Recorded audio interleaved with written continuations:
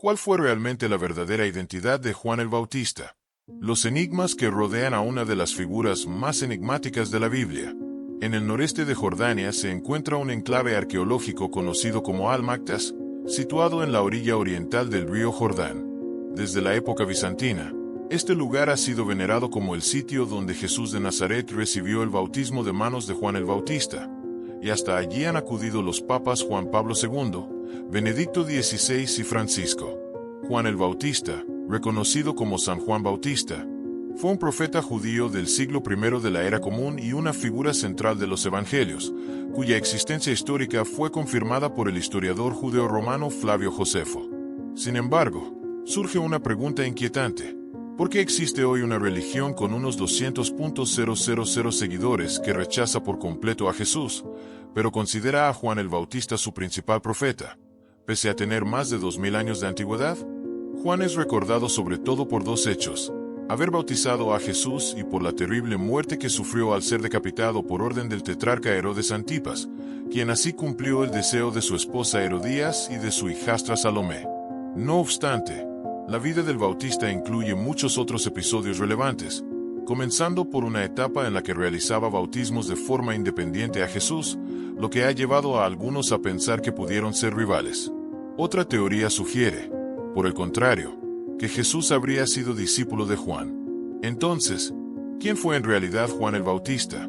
¿Por qué su cabeza se encuentra en Francia, su mano repartida en 4 países y sus restos óseos en Bulgaria?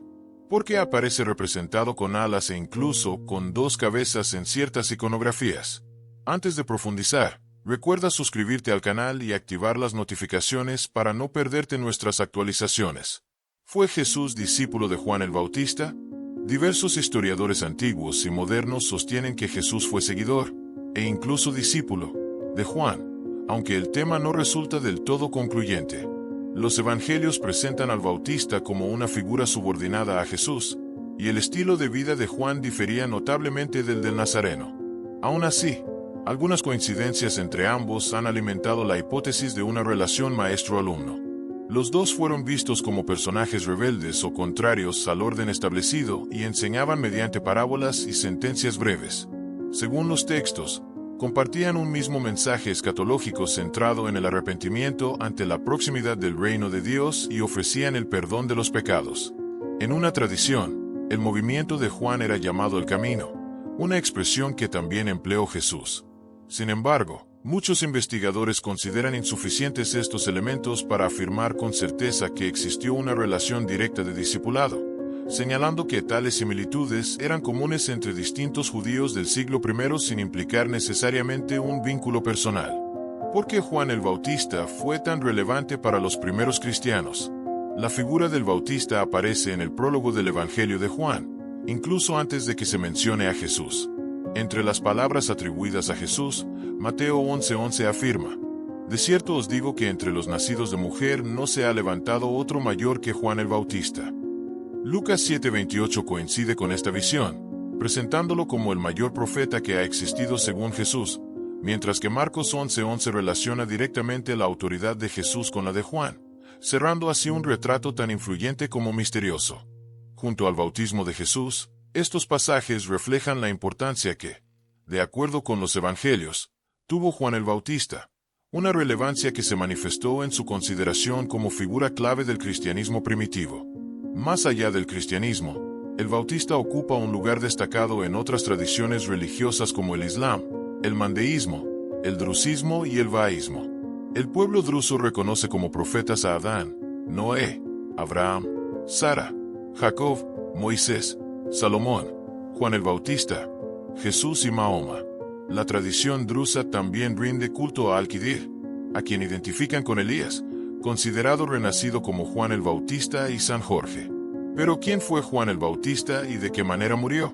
Según los evangelios, Juan el Bautista fue un predicador judío que actuó en la región del río Jordán a comienzos del siglo I de la Era Común, y su figura también es mencionada por el historiador judeo-romano del siglo I, Flavio Josefo.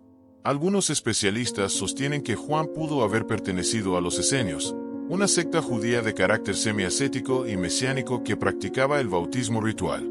De acuerdo con el Nuevo Testamento, Juan anunciaba la llegada de una figura mesiánica superior a él, siendo reconocido como precursor de Jesús. El bautismo constituía el eje central de su movimiento y la mayoría de los estudiosos bíblicos coinciden en que fue él quien bautizó a Jesús. Los textos neotestamentarios indican que alrededor del año 30 Juan el Bautista denunció a Herodes Antipas, gobernante de Galilea y Perea, por haberse separado de su esposa para contraer un matrimonio considerado ilícito con Herodías. Como respuesta, el tetrarca ordenó su encarcelamiento y posteriormente su ejecución mediante decapitación. En antigüedades judías, Josefo señala que Juan el Bautista fue ajusticiado en la fortaleza de Macarejo por mandato de Herodes Antipas. El nombre de Salomé no figura en la Biblia. De hecho, resulta llamativo que el personaje vinculado a la ejecución de Juan el Bautista no sea nombrado allí, sino que aparezca en la obra de Josefo. Salomé era hija de Herodías e hijastra de Herodes, y su historia es relatada en Mateo 14 y Marcos 6, donde es identificada únicamente como la hija de Herodías. Los evangelistas comienzan narrando el arresto de Juan el Bautista por parte de Herodes, motivado por sus denuncias sobre la ilegalidad del matrimonio con Herodías. Aunque Herodes deseaba matarlo, temía hacerlo debido a la popularidad del profeta. Durante la celebración del cumpleaños del gobernante, Salomé danzó en un banquete. Complacido, Herodes le prometió concederle cualquier petición. La joven consultó a su madre, quien le indicó que solicitara la cabeza de Juan el Bautista. En el relato de Mateo, Herodías pide la cabeza servida en una bandeja, mientras que en Marcos se atribuye esta solicitud a la hijastra de Herodes, quien obtiene del gobernante la concesión del deseo de ambas. Para los mandeístas, Juan el Bautista ocupa un lugar central, siendo considerado el mayor de sus profetas. En el mandeísmo es conocido como Juan, hijo de Zacarías, y cumple una función fundamental en sus textos sagrados, como el Ejín Sarraba y el libro mandeo de Juan, donde su figura adquiere un significado esencial. Los mandeos sostienen que descienden directamente de los discípulos de Juan, aunque sitúan el origen de su religión en Adán. Para esta comunidad, Juan fue un maestro excepcional y un renovador espiritual que perteneció a la secta judía de los nazarenos. Es presentado como un mensajero de la luz y la verdad, portador del conocimiento espiritual de la manda y dotado de poderes curativos. Los mandeos afirman que Juan estuvo casado con una mujer llamada Ángel y que tuvo hijos, y mencionan a otra mujer, Enisbai o Isabel, como su madre. Los escritos mandeístas muestran que los primeros seguidores de Juan le profesaban una lealtad absoluta y lo veían como un reformador profético de la antigua tradición mandea israelita. Diversos estudiosos consideran probable que los mandeos mantengan un vínculo histórico con los primeros discípulos de Juan, lo que abre la pregunta sobre el verdadero origen de los mandeístas. Una teoría formulada en el siglo XVII por el fraile carmelita italiano Ignacio de Jesús plantea que surgieron en Judea y luego emigraron hacia el este, hasta los pantanos de Mesopotamia. Esta hipótesis fue abandonada con el tiempo, pero resurgió a comienzos del siglo XX tras la traducción de textos mandeos. Aún así, la mayoría de los especialistas del Nuevo Testamento rechazaron el origen judeano. Recuperada en la década de 1960, la teoría es hoy aceptada por eruditos mandeos. Según el lingüista germano-eslovaco Rudolf Makuch, la migración desde la provincia romana de Judea al sur de Irak ocurrió en el primer siglo de la Era Común, mientras que otros investigadores la sitúan en el siglo III. Existe otra hipótesis que afirma que los mandeos se originaron en la Mesopotamia sasánida del siglo V, donde formaron una comunidad activa en la ciudad de Edesa durante la Antigüedad tardía. Algunos eruditos mandeos apoyan además la teoría de los dos orígenes, según la cual el grupo religioso actual provendría tanto de una línea del Valle del Jordán como de otra del sur de Mesopotamia. Los mandeístas rechazan por completo a Jesús, y varios estudiosos los vinculan con los nazarenos, un grupo religioso judío relacionado con los esenios que, de acuerdo con Epifanio de Salamina, existía antes de Cristo, aunque otros defienden un origen posterior. Epifanio, en su obra 1.18, los describe como judíos por nacionalidad, originarios de Gileaditis, Basanitis y Transjordania, que reconocían a Moisés y aceptaban que había recibido leyes, aunque no esa ley, sino otra. Cumplían las observancias judías, pero no ofrecían sacrificios ni consumían carne, pues consideraban ilícito comerla o sacrificar animales. Una característica central del mandeísmo compartida con otras corrientes vinculadas al judaísmo, es el rechazo a Jesús. Para estas comunidades, Jesús no existió como supuesto Hijo de Dios o no actuó conforme a lo esperado de un Mesías, cuya misión habría sido instaurar un reino eterno liderado por Israel tras la destrucción del mar. Los mandeos practican el bautismo repetidas veces a lo largo de la vida, y es posible que hayan sido de las primeras comunidades religiosas en hacerlo, además de figurar entre los primeros grupos gnósticos, siendo hoy los últimos representantes supervivientes de ese sistema de creencias. El Sínodo Mandeo de Australia afirma que los mandeos son seguidores de Juan el Bautista y que sus antepasados huyeron del Valle del Jordán hace unos 2000 años, estableciéndose finalmente en los tramos bajos de los ríos Tigris, Éufrates y Sicarón, en lo que hoy corresponde a Irak e Irán. El bautismo es el ritual central de la religión mandea y solo puede realizarse en ríos de agua dulce. Los mandeos se bautizan con gran frecuencia, incluso a diario, ya que conciben el bautismo como un proceso constante de purificación. A partir del siglo XX adoptaron bautismos semanales o mensuales debido a los cambios políticos y religiosos en países como Irán e Irak, donde residían antes de su diáspora. Los mandeos hablan y escriben una lengua aramea viva llamada mandaico. Originalmente fueron hablantes nativos de este idioma, aunque con el tiempo la mayoría adoptó el persa o el árabe mesopotámico como lenguas principales. El mandaico permanece como lengua litúrgica del mandeísmo, utilizada por la comunidad tradicionalmente asentada en el suroeste de Irán y el sur de Irak. Se trata de un dialecto arameo caracterizado por el uso abundante de vocales en la escritura y por la fuerte influencia del acadio y las lenguas iranias en su vocabulario, especialmente en términos místicos y religiosos. También presenta influencias del arameo judío palestino, el arameo samaritano, el parto, el griego, el latín y el hebreo. El mandaico clásico sigue empleándose en las ceremonias litúrgicas realizadas por los sacerdotes mandeos. Su forma moderna, conocida como neomandaico, es hablada por un pequeño grupo de mandeos en torno a las ciudades iraníes de Abbas y Khorramshahr, en la provincia de Uzbekistán, al sur de Irán. El mandaico también se utiliza en los ritos litúrgicos de las comunidades mandeas de la diáspora, localizadas principalmente en Suecia, Australia y Estados Unidos.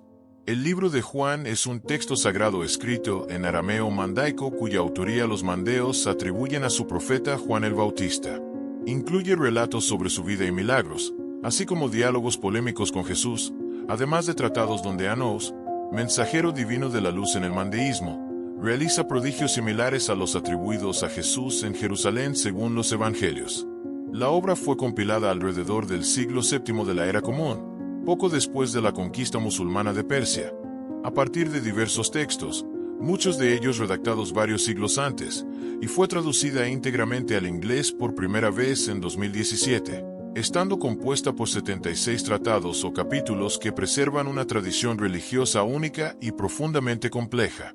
La primera sección recibe el nombre de las preguntas de la verdad y está compuesta por los 2 capítulos iniciales. La segunda sección comprende 8 capítulos y se denomina Yusamin, término que en el mandeísmo significa segunda vida y que equivale al Utra o mensajero divino principal para los mandeos. En cuanto a la situación actual de los mandeístas en Irak e Irán, y a su número en la actualidad, fuentes locales indicaban que en el año 2003 la población mandea iraquí rondaba las 75.000 personas, muchas de ellas dedicadas a la orfebrería, oficio en el que históricamente han sobresalido. La invasión estadounidense de ese mismo año y el conflicto posterior provocaron graves dificultades para este grupo religioso debido al deterioro de la seguridad. Numerosos miembros de la comunidad mandea en Irak, en especial los orfebres, se convirtieron en objetivos de bandas criminales que exigían rescates, y el ascenso del Estado Islámico obligó a la mayoría de los mandeos iraquíes a huir ante la alternativa de convertirse o morir. En la actualidad se calcula que permanecen en Irak entre 3.000 y 6.000 mandeos. Por su parte, los mandeos iraníes residen principalmente en Abbas, aunque muchos se trasladaron a ciudades como Teherán, Shiraz y Karaj a raíz de la guerra entre Irán e Irak en la década de 1980. Tras la revolución iraní de 1979, pasaron largos años como una minoría vulnerable y hostigada, lo que derivó en una intensa emigración. Hoy se estima que la población mandea en Irán se sitúa entre 2.500 y 3.000 personas, mientras que a nivel mundial se cree que la comunidad mandea alcanza hasta unas 200.000 personas, en su mayoría dispersas en la diáspora, especialmente en Suecia, Australia, Estados Unidos y los Países Bajos. En relación con los esenios y su vínculo con Juan el Bautista, los esenios fueron una comunidad mística judía que prosperó entre el siglo II a.C. y el primer siglo de la Era Común, durante el período del Segundo Templo. Mantenían una interpretación conservadora de la ley judía, seguían una jerarquía estricta que privilegiaba a los sacerdotes o hijos de Sadoc sobre los laicos, sostenían una visión dualista del mundo y ponían un fuerte énfasis en la pureza ritual. Según los autores judíos antiguos Filón de Alejandría y Flavio Josefo, constituían una comunidad de alrededor de 4.000 miembros repartidos en diversos asentamientos de Judea. Su notoriedad creció notablemente tras el hallazgo de los rollos del Mar Muerto, que se considera formaban parte de su biblioteca. Se ha planteado la posibilidad de que Juan el Bautista estuviera relacionado con los esenios, y en su obra Jesús de Nazaret, el Papa Benedicto XVI afirmó que no puede descartarse que Juan el Bautista hubiera vivido un tiempo en esa comunidad y recibido allí parte de su formación religiosa. En cuanto a Zacarías y la razón por la que el ángel Gabriel lo dejó sin voz, según la Biblia cristiana y el Corán, Zacarías fue un sacerdote judío venerado tanto en el cristianismo como en el Islam. De acuerdo con el Nuevo Testamento, era esposo de Isabel, pariente de la Virgen María y padre de Juan el Bautista. El Evangelio de Lucas relata que Zacarías no tenía hijos porque Isabel era estéril y ambos se encontraban en edad avanzada, hasta que un ángel anunció que su esposa concebiría un hijo llamado Juan, quien sería el precursor del Señor. Debido a su incredulidad ante su avanzada edad, Zacarías pidió una señal, y el ángel se identificó como Gabriel, enviado de Dios para transmitir la profecía, anunciándole además que quedaría mudo hasta que se cumplieran esos hechos. Zacarías comprobó su mudez poco después, pero al nacer Juan el Bautista recuperó la voz y dio gracias a Dios.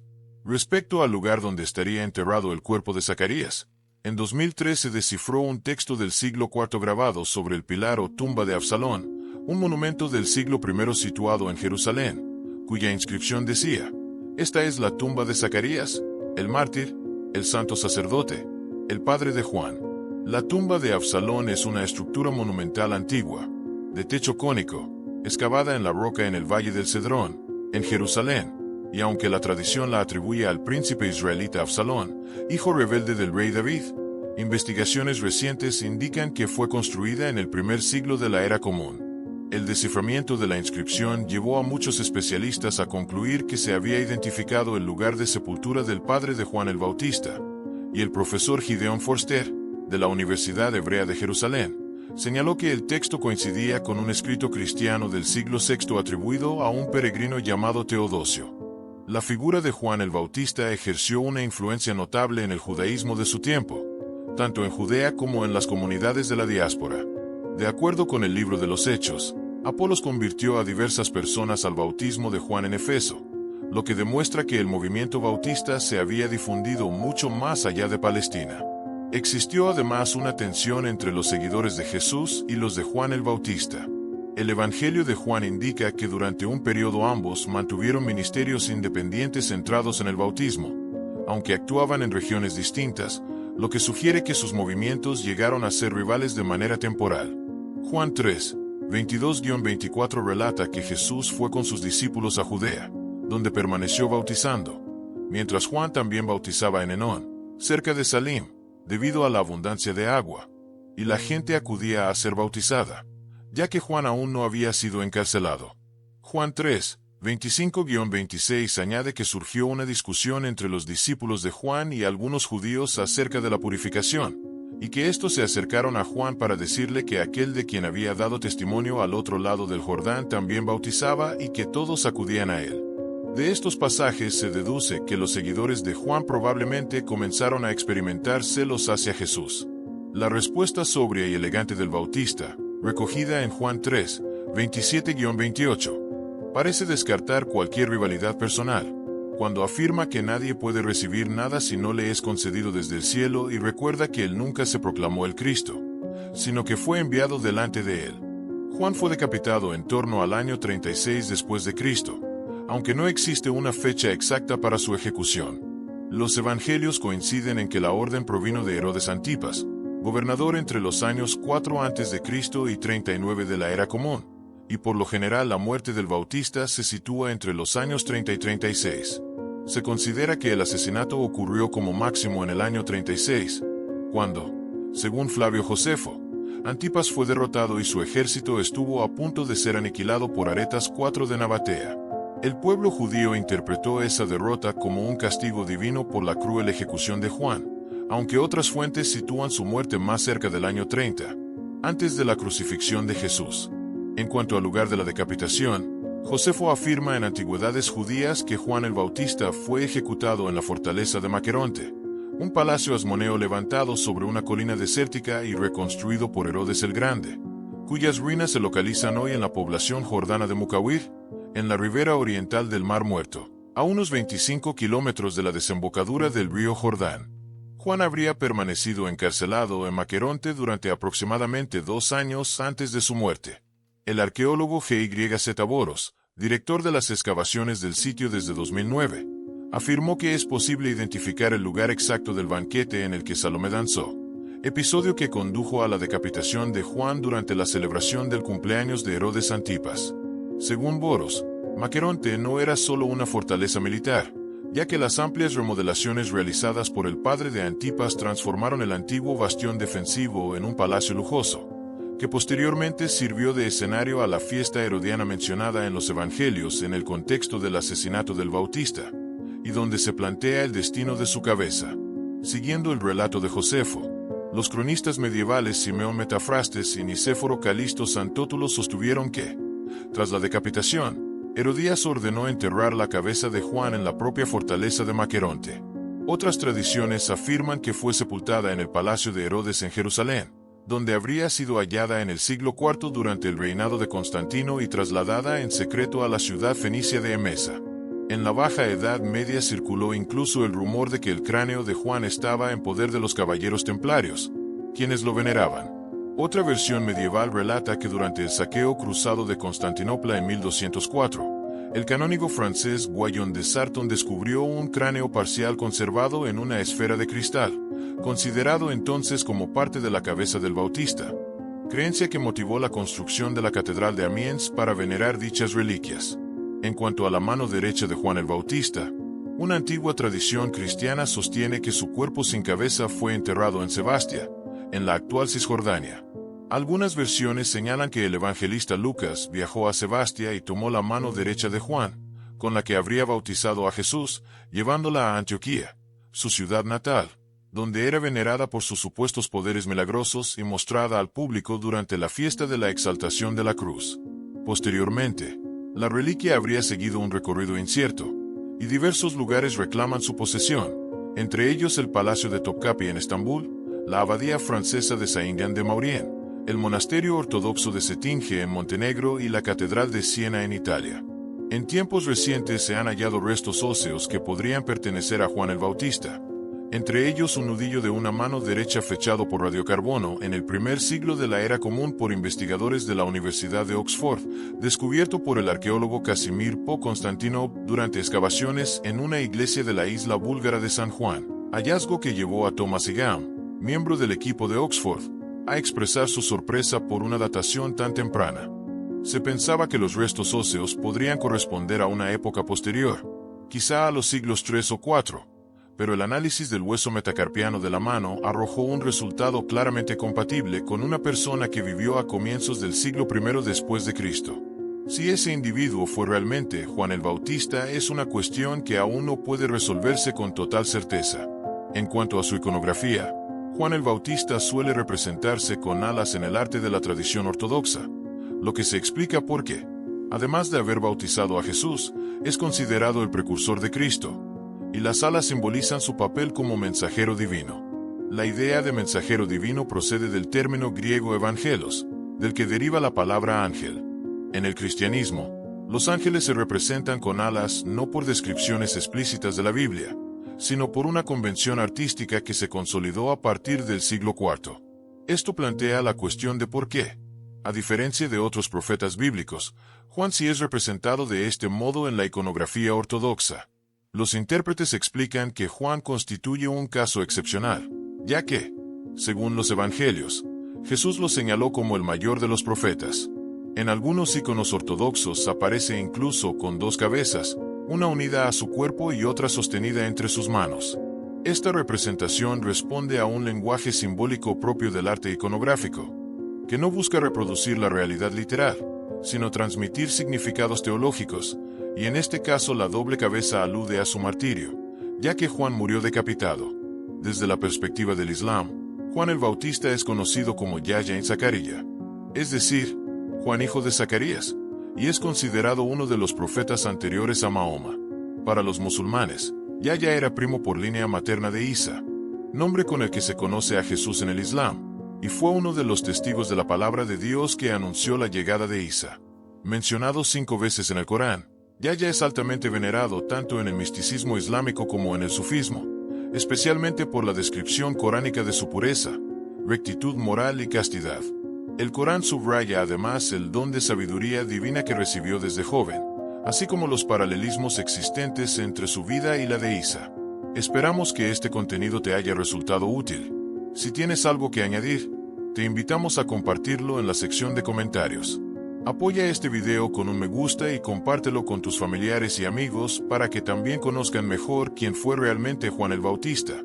Y si es tu primera vez en el canal, no olvides suscribirte y seguirnos en nuestras redes sociales, cuyos enlaces encontrarás en la descripción, porque recordar y comprender la historia es también una forma de mantener viva la memoria de los pueblos.